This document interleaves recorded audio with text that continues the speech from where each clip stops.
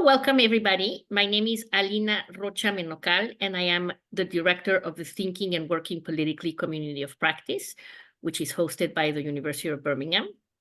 For the feature piece in the February 2024 edition of our newsletter, we are joined by IFIT Colombia.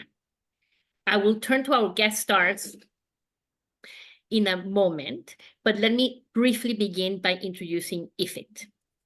IFIT, or the Institute for Integrated Transitions, is an international organization based in Barcelona that is dedicated to helping fragile and conflict-afflicted states achieve more sustainable transitions out of war, crisis, and/or authoritarianism. IFIT has an innovative model of engagement that is anchored in a network of experts in country, which they refer to as their country brain trusts. And they also have networks or practice groups of global thematic experts. And the full disclosure here is that I am part of one of their practice groups on inclusive narratives. IFIT Colombia has an extensive network of experts at both the national and the subnational level, and its work focuses on accompanying and promoting current peace processes, or the current peace process, and in an effort to build peace by building on an extensive body of knowledge and lessons that have emerged from decades of peace negotiations and transitional justice efforts in Colombia. I am now thrilled to turn to our two guests for today. So let me start by welcoming Maria José Daza Bohórquez, or Bohórquez, and also Marta Maya. Thanks both of you for joining us today and for agreeing to do this interview. Maria José is a research associate at IFIT. She's based in Bogotá and leads the regional program for Latin America and the Caribbean. Maria José has extensive experience on issues related to human rights, democracy, and peace building, and she has a long track record working with international cooperation agencies, political foundations, and also in academia. Marta Maya is a senior associate and head of IFIT's regional office in Latin America. She is an expert on political participation and citizenship, constitutional law, and international law. And over the past decade, she has supported the peace process between the government of Colombia and the FARC, including as chief of staff of the Minister of the Interior, and subsequently as chief of staff of the High Commissioner of Peace, where she served as the official liaison in Havana during the talks on the issue of political participation. All right, I think we're ready to rumble. So by way of starting, perhaps I can ask one or the other of you to spend a few minutes just telling us a little bit about IFIT and how long IFIT has been working in Colombia. So over to you. Thanks, Elena. It's a pleasure to be here and sharing this space with you and the whole community. I will just add up on some of the things you said about IFIT. We are, as you said, an international organization. We like to describe ourselves as a hybrid between an NGO and a think tank. We are like some sort of think and do tank. We do have our headquarters in Barcelona, and also have a regional office for Latin America based in Colombia, where both Marta and I are.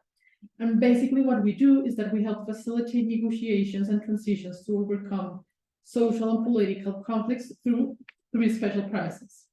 So the first one is that we give prevalence to local knowledge, because this is the source from which we can get accurate context assessments and for realistic and yet creative solutions. Our second premise is that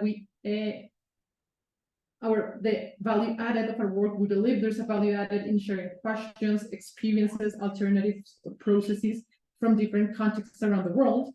And third, we also believe in the importance of building bridges among opposite actors in order to allow key discussions as a way to overcome levels of polarization.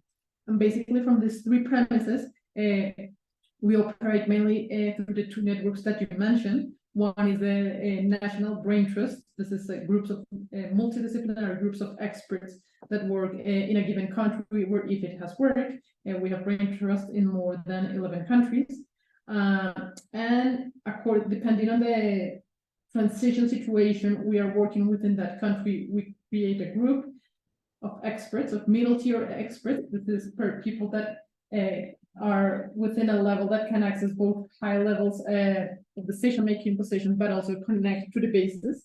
And we put them together to understand the issue at hand from very different perspectives. Along with this network, we have the second one of which you are part of, that is the practice groups. And basically what these practice groups are like global communities of practice around specific topics.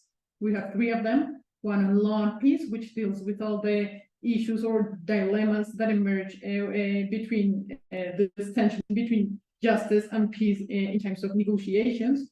We have a very important one on inclusive narratives practice group, which is the one you're part of.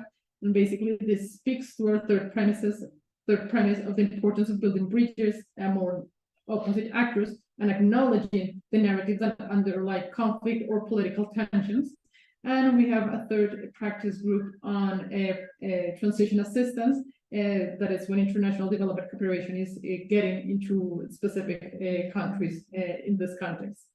And added together, we are a network of around 350 experts around the world, between these different networks of brain trust and practice groups and members of some key global initiatives. I would leave it there. Yes, and I would add then, Alina, a little bit of the history of what has been our work in Colombia, which started back in 2014 when who was back then the High Commissioner for Peace asked our executive director, Mark Freeman, to be an advisor the peace process that was taking place in Havana, Cuba, the peace process between the government and the FARC guerrilla, where then Mark performed as an advisor for the issues of justice and victims.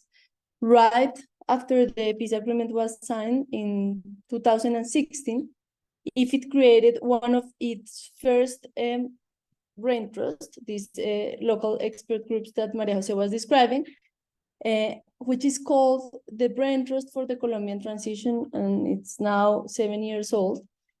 And I would like, if you allow me, Alina, to share a little bit of an anecdote of how is it that we had to deal since the beginning of our work in Colombia, since that 2016 creation of our Brain Trust, with such a high level of polarization that the way in which IFIT's work in Colombia started had to deal with this type of challenges, because we were about to launch a brain trust where we aimed to offer all the technical expertise of a peace negotiation, of those who took part of the negotiation of 6 years almost of negotiation of the peace agreement, from which we created an extraordinary brain trust. And the idea was that that group was going to be there, available for those in charge of the implementation of the peace agreement.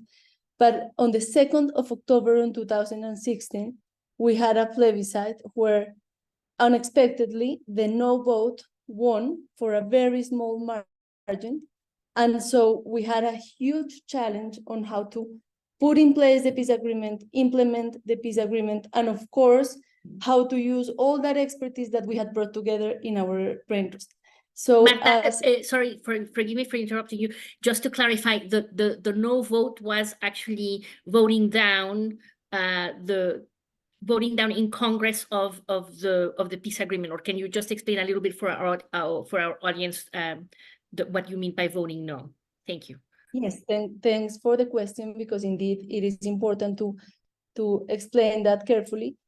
We had, let's say, a very important peace process in Colombia that started in 2012 and ended in 2016 with a comprehensive, very interesting peace agreement.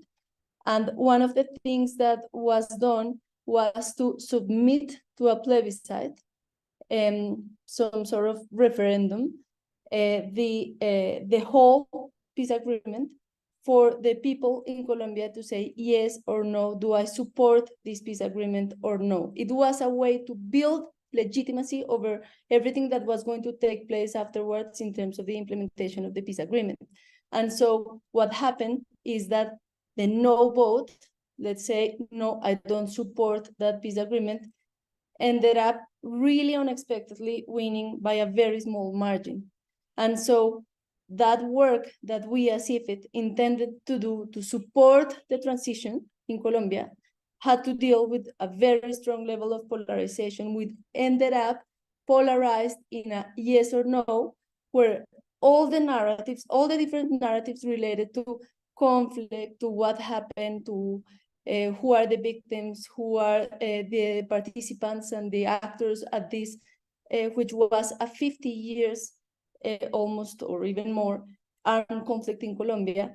They were brought as with a very high level of polarization, and we as IFIT understood that our work was going to have to deal with that. So we needed to find a way to reach out to all those actors that related in different ways to that, let's say, that a peace building proposal that the peace agreement had. So what we have been doing has had to do with that throughout all these years. And today, as you mentioned, Alina, we combined the expertise of two brain trusts. We ended up creating also a subnational one.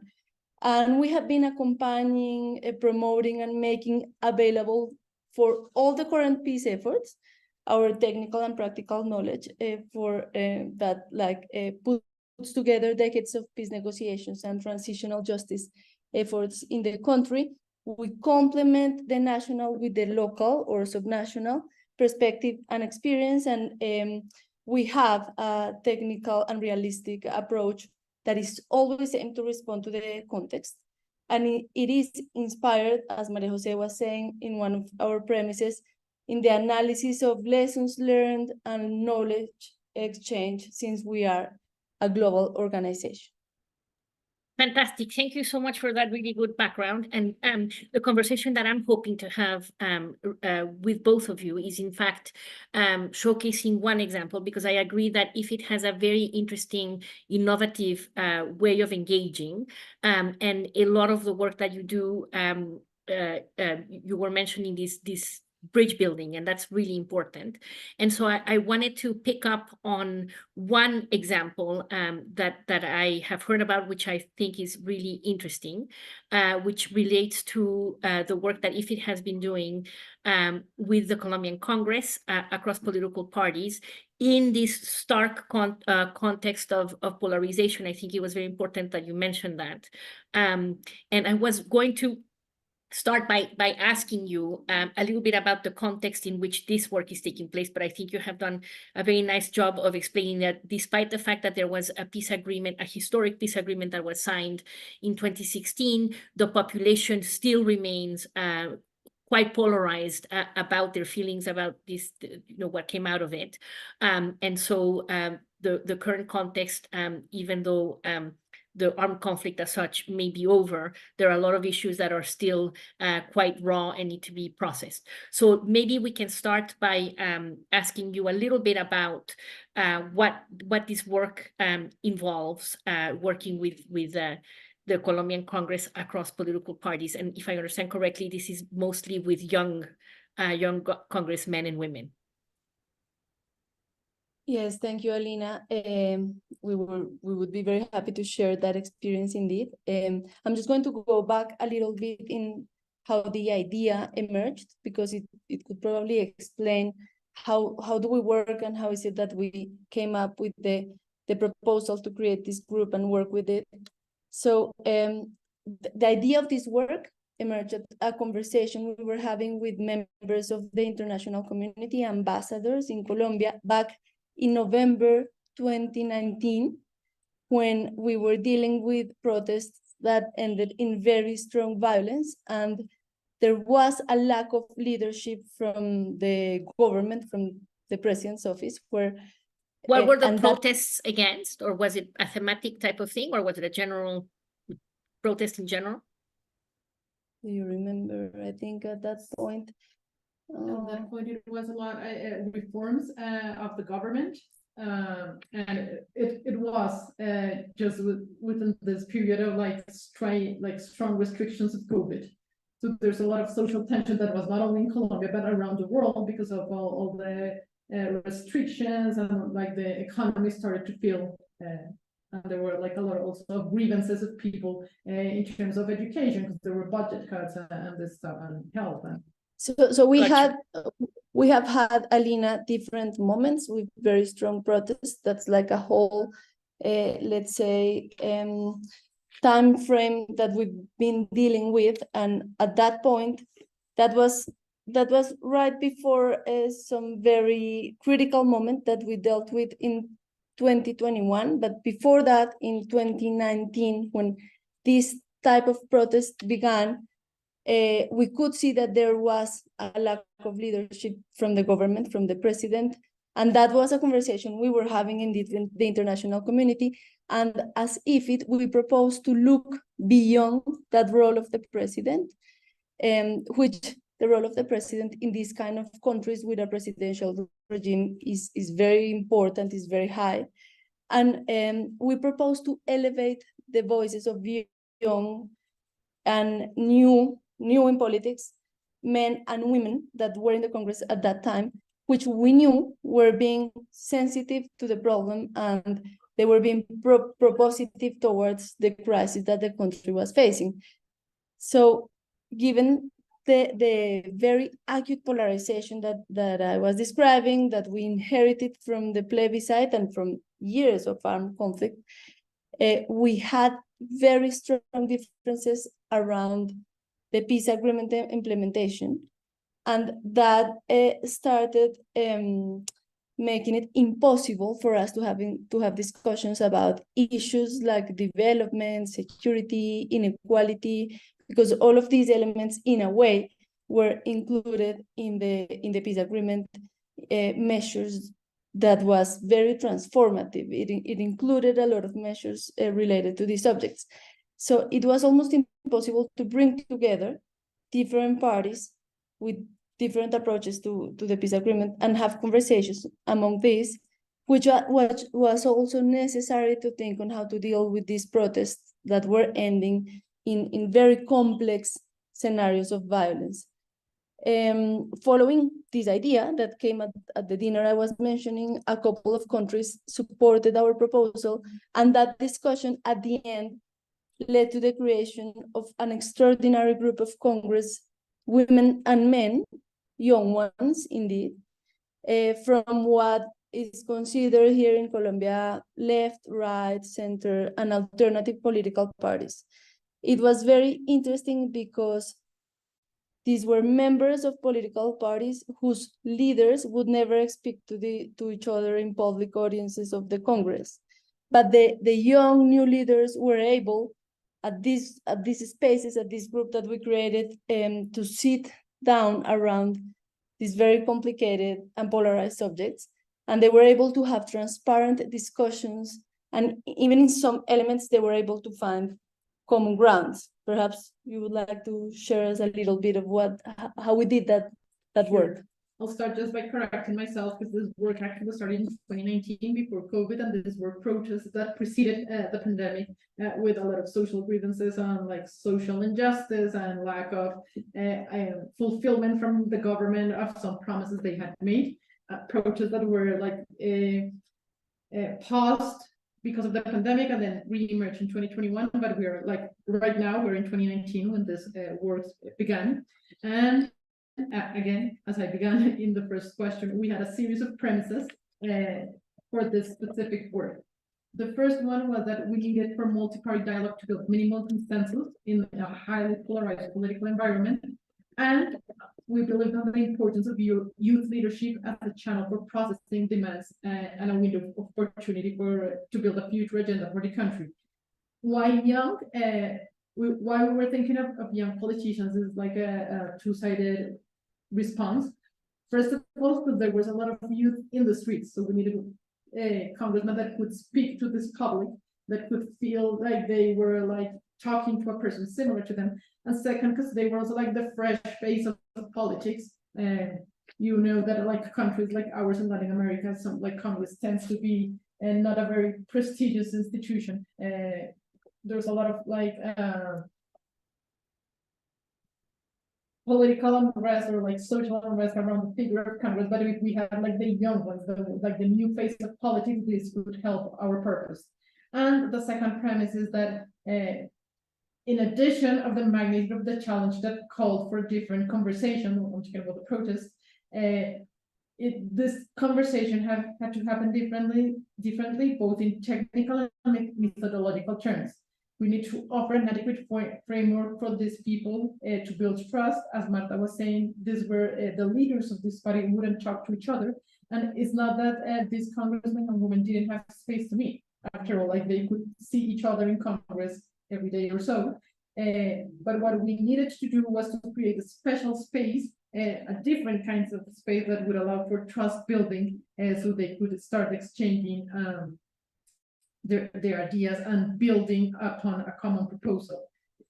Practically speaking, what we did was to have a series of private discussions, and I want to emphasize the private part because this is going to come back on one of our lessons learned of this whole process, around the specific topics like the gap between rural and urban cities, security policies, economic reactivation, rural development. And what we were doing was creating a space for discussion by addressing topics that weren't as sensitive, so it could be somehow easier to reach some kind of agreement, or at least it wouldn't be as politically costly to engage with the other. And if we take this to like the theory, what we were doing actually was finding or looking into the common roots or values these people had. Alina, as a member of our practice group, you know, we have like this narrative framework where we talk on narratives and divided on this like analogy of a tree, where the roots are the values, when we try to find common values, and the branches are the actions. We were doing that, identifying which were the common values, and then you're like, well, we also were democratic institutions and political liberties, and what policies can we agree on? So those conversations around those topics were those actions, those branches where we could build a common ground. And beyond the conversation, beyond the topics themselves, like this private space became in a brokering space that became the seat to a group of congressmen and women that later decided to actively and proactively carry dialogues with groups of young people throughout the country after the protests that re-emerged 2 years later in 2021. So this group that we built continued working by their own and decided to proactively engage with youth in different parts of the country 2 years down the line. Briefly to clarify, Maria Jose, when you're talking about creating private spaces, do you mean private spaces that already involve all of the congressmen and women in one shared space? And can you tell us a little bit where they met? Was it at people's homes, or how they did it? Or what? Or do you mean more individual conversations that were private, and then you brought them, you brought the congressmen and women together? Just to clarify. Thank you.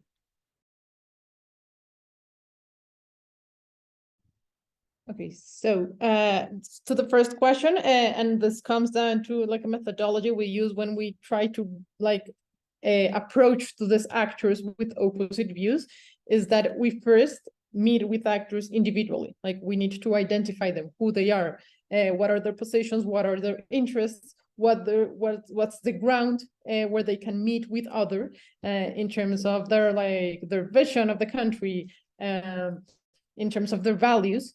And once we identify that, then we created the space where like the Congress men and women could meet together. But this always involves like a previous identification process. That means talking one-to-one individually. And where would they convene? Like in a public library, or in a private room, home, or was that? So just yes, regarding where and how, we unfortunately had to start this in a year where we were all confined by COVID. So some of these meetings had to take place in the virtual space, which was even more extraordinary because we didn't normally that kind of confidence and this kind of private spaces where people trust each other and can speak work better in person. But in this case, we were surprised that we managed to do them virtually. And so I would say most of them actually took place virtually. Then we did some of them in person, but they would have occurred, like they would have taken place either in very special spaces facilitated by our friends and the international community. So this would probably be their embassies or their residences, or either very carefully thought rooms that we would have booked for that. That's kind of how it worked. We managed to do a couple of them in person in places that we found for that, but not public libraries, probably more booking a meeting room in a very beautiful hotel or something like that. So, and everything was behind closed doors, I suppose, yeah? These Absolutely. conversations, yeah, okay. Absolutely, no press, no media, because they are used to go with the person in charge of their media to different places. None of that is ever allowed. And how many people would you say at a maximum were you convening at one point in one space? So maybe 10 or 12? No. 10 or 12, yes. But they changed. Not all of them were in all the different spaces, but that would have been the maximum. Okay. One question that I have for you, and I don't know, Marta, if that was what you wanted to come in with, but I'm really curious to understand. I mean, obviously, Mark, IFIT's director, is a very well-known figure in Colombia, as you mentioned when you introduced IFIT in particular. He was involved. He was asked to be part of the people supporting the peace process and all of that. So he has a name there. But I'm wondering, how do you think IFIT was able to earn the trust of the different people that you were approaching to actually engage with you at a serious level on an individual basis, and then perhaps more importantly, to actually put themselves on the line in a way and agree to be part of these spaces that you were convening and try to get difficult conversations going? What is it about IFIT that enabled you to do that? Thank you. Well, thanks to you for that question, because that allows us to explain how is it that we do our work and how this is connected to the work we do in terms of conflicts and transitions, and not just the methodology of convening. I would say that there are different elements of the way in which we work, but the first one, Alina, would be that connecting with that premise that Maria José shared at the very beginning of this conversation, in terms of us privileging the local work we do and the local knowledge and the local assessment of what is happening and what could be alternatives or solutions to the problems in the country. We have been working in Colombia since 2014, and on top of Mark's work, we have our two brain trusts. We have staff at our Colombian office that has also been involved in different peace processes and processes related to these subjects in the country. So the first element, I would say, allowed us to do something like this was IFIT's deep knowledge of the context of the position of the different actions of the different actors, of the possible solutions and alternatives, which in this case led to first-hand information from the Congress, and to have enough contacts that we had already made previously to this idea arriving to us, so that we could reach out to them and they would trust us enough to come to the meetings. So, for instance, Juanita Gobertus was one of these Congress women, and she was part of our national brain trust. But also because of the work that we've been doing in Venezuela, also since 2016, we had meetings from a group of congressmen and women that we also created between them, which were very concerned about what was happening between Colombia and Venezuela, and our Venezuela expert group, which is our brain trust in Venezuela. So it's all the deep knowledge of the context, all that previous work that allows us to first bring out an idea like that, but also know that if we come out with an idea like that, we have the capacity of reaching out to that audience, and we have enough credibility for that audience to trust us. And that element is related to another, which is the way in which we work with different actors in the country, and one of those is the international community. Different actors of the international community are donors of IFIT, and the way we work with them is in an active work, involving them in the processes of conflict, of facilitating conflict solutions and transitions to actually work.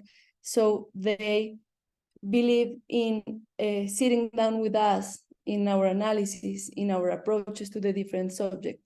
And at this time, when we proposed this idea, they were determinant in offering that sense of neutrality to the different actors in a way in which, okay, I am attending a space that is a space of IFIT, where there's also the support and the presence of the international community. Those would be two elements at least I would mention, and probably you would add some more. So I would like to add to those two, because I think there's another two elements important to mention here, and is that one of like the rules of thumb of our work is that we work low profile in order to have high impact. So what this means is that we can reach different actors, and we can propose innovative, even controversial conversations or spaces, because we like these spaces will always remain private, and when the participants realized like the given nature of the organization, of the type of work we do, and the type of spaces we convened, they realized they wouldn't need to follow like any political lines. They wouldn't need to be talking to their constituencies. They wouldn't be risking their reputations with statements that maybe their voters wouldn't agree on. And like we always operate, not only the spaces are private, but there's like some sort of confidentiality to them. So I think this allowed for more transparency and confidence building. Because when you are in Congress, you are talking to the public. Maybe you are directing yourselves towards another congressman, but who you are really talking to is to your constituency. Here, that was not the case. You were able to be in front of the other person as a person, not only as a congressman or woman. And the second, and like it would be the fourth, building on what Marta said, I think it has a lot to do with the methodology we use for convening spaces and creating like more technical and somehow neutral environments. So a lot of the work we do, it focuses on brokering spaces to have difficult conversations among different actors that would otherwise not take place, because people simply wouldn't want to engage with one another because of the political cost this could imply. So when I talk, or when I say like the methodology we use is like how we think about the space. Marta just mentioned a couple of things, like the physical space is important. Where you convene these people is important. How it looks, what is the ambience, that is one of the aspects. But the other one is like how you build the agenda and the dialogue. You first start talking with one, then with the other. Then when they come together, what type of questions do we want them to address? How do we make, and there's a lot of narrative tools to do this, and I think you would know better than we do actually, on how, for example, you can use some questions so people can reflect on what's the position of the other, how you can partially position the other in a positive way, and even create a partially negative position for yourself in order to understand what are the concerns for the other. So this is what I mean, like the methodology of these spaces. I would say it's also like a factor for success.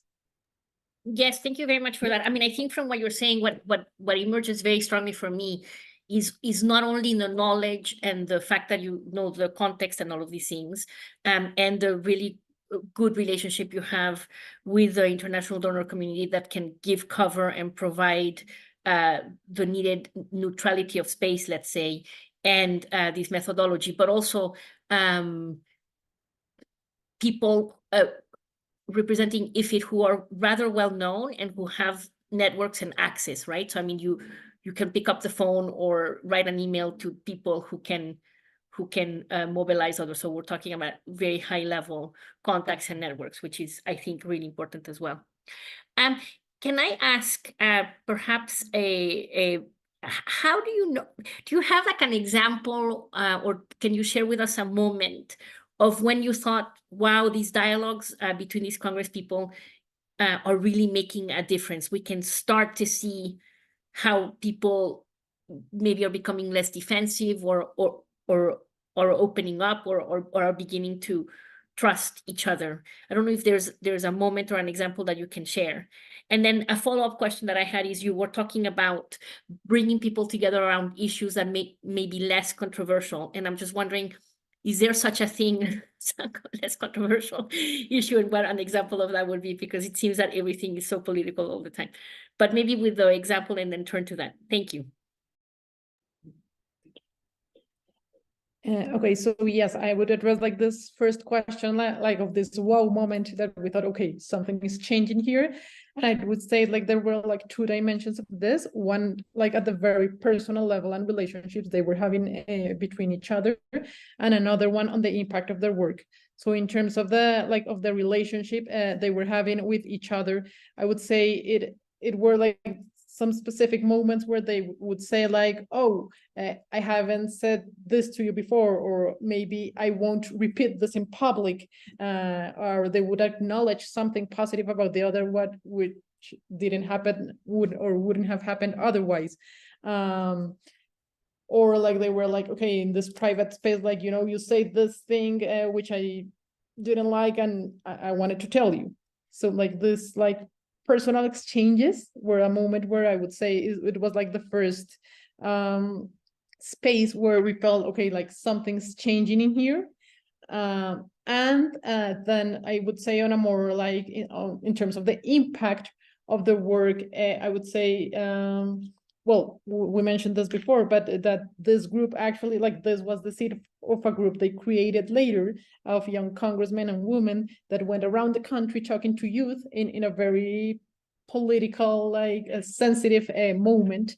Because again, back in time to 2021, we were having massive protests again, and Congress is an institution that does not have like the highest level of approval, and this congressman and woman, okay, is like, okay, we're gonna go as a multi-party like group. We might not agree on a lot of things, but we together as Congress, as representative of the people, are going to go to the regions and talk to the youth who are on the streets. So I think you can, I would say, you could see those changes at those levels, like it's a very intimate relationship, but also in the way they.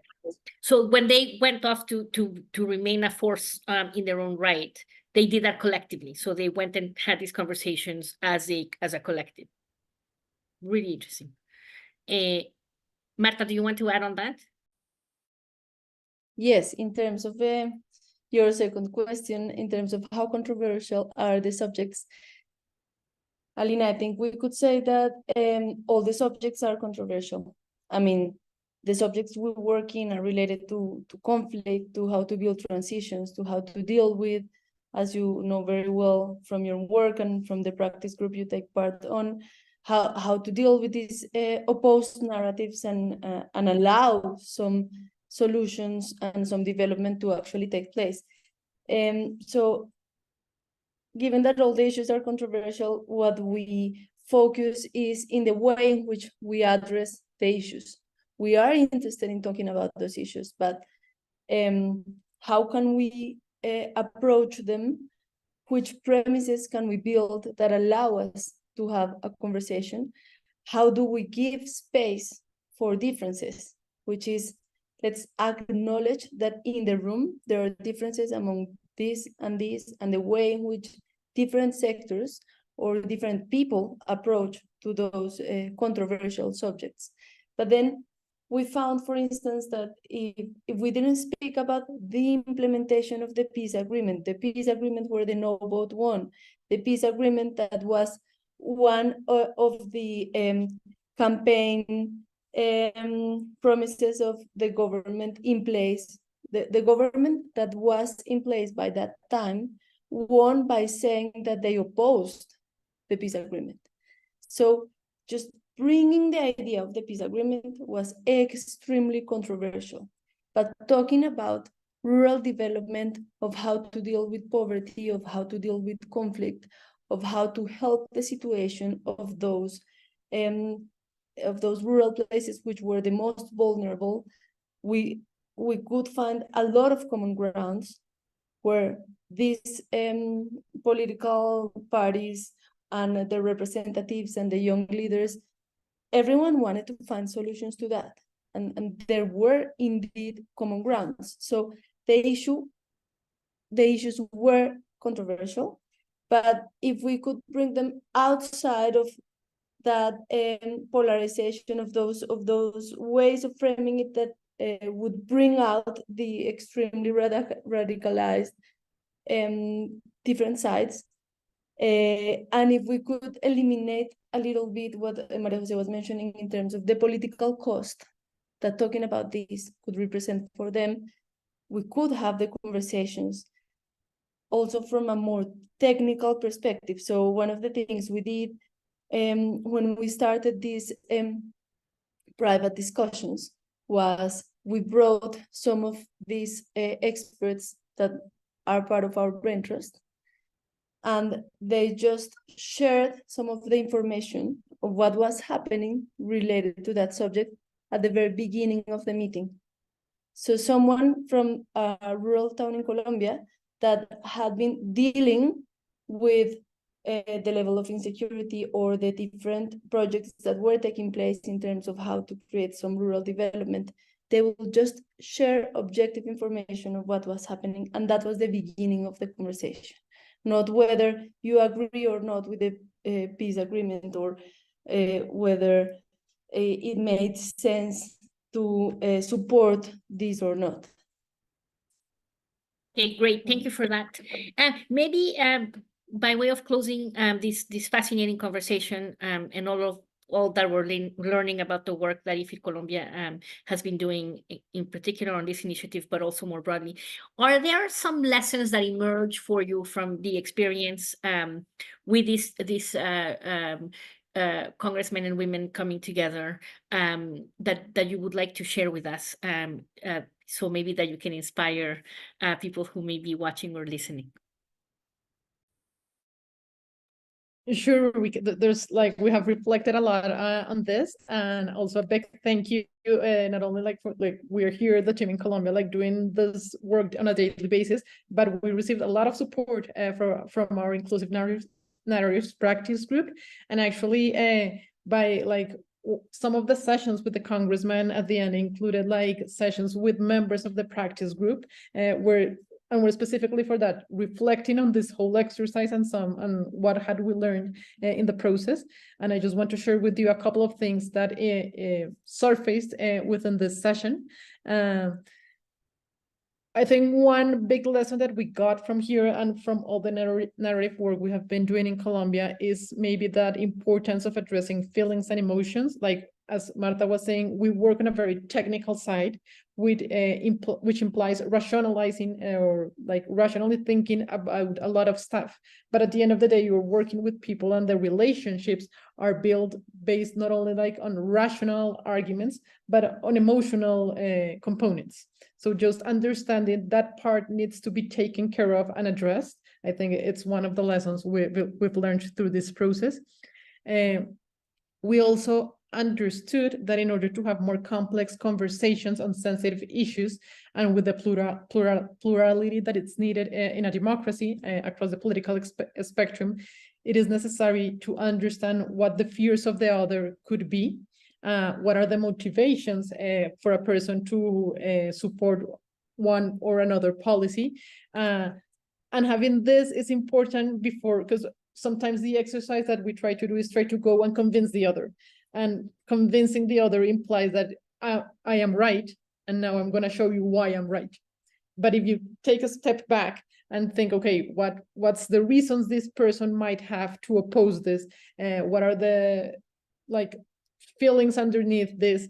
You are going to stand in a conversation in a very different position. Another powerful tool that not that we use, but that we realized was very powerful was the power of the acts of acknowledgement of mistakes or contrition, like how this can help change perspectives and bring people together. Like when you stop and acknowledge, like, okay, this was not, like, what I did was not okay. Like, I shouldn't have done it. I apologize. Like those, it might seem like very simple or like small acts, but they have a huge impact on like how you somehow build your relationship with another, how you rebuild it when it has been broken before. And this is more like talking in the Colombian political context. Another thing that we realize is that, well, this might be true for a lot of places, but in politics here, we tend to personalize the enemy with a name. Like you are, like, there's a party to blame, there's a person to blame, there's a president to blame. But if you want to make multi-party work, we need to start thinking how to depersonalize the enemy. That it's not to say that we don't have problems, but that the problems might be separated from people. We do need to address a lot of issues that we have still in Colombia on rural development, on poverty, on education, and health. For sure, specific people has contributed to make things better or worse, but the problem will still be there regardless of these people. So we'll start to separate these two things. I think was a very important reflection that came out of this specific exercise. And I don't know, Marta, if you want to add. Yes. So, yes. So, Alina, we started, when you asked us about our work in Colombia, we started with the anecdote of the plebiscite and how we had all this very well put together technical idea on how to advise the implementation of the peace agreement.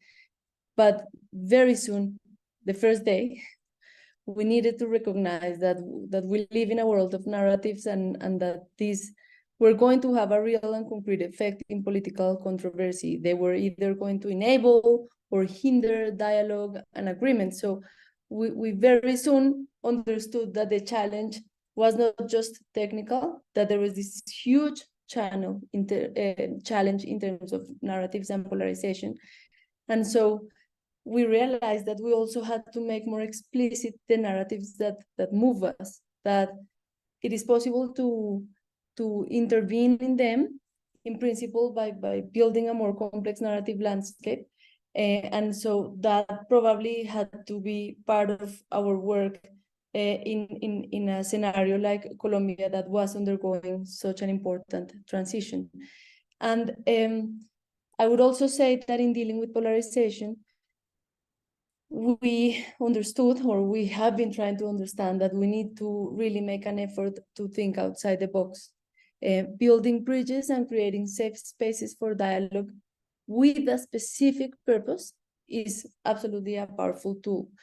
But I'm highlighting the idea of that those spaces have to be with a specific purpose, because it is important that the actors you convene, that the process you engage the actors in, that they see that there is an outcome in this. And here I would just like to mention that as part of this work with the political parties, we ended up drafting some sort of a political agreement, political pact statement that included actions that invited the rest of the country and the rest of the Congress to some specific actions.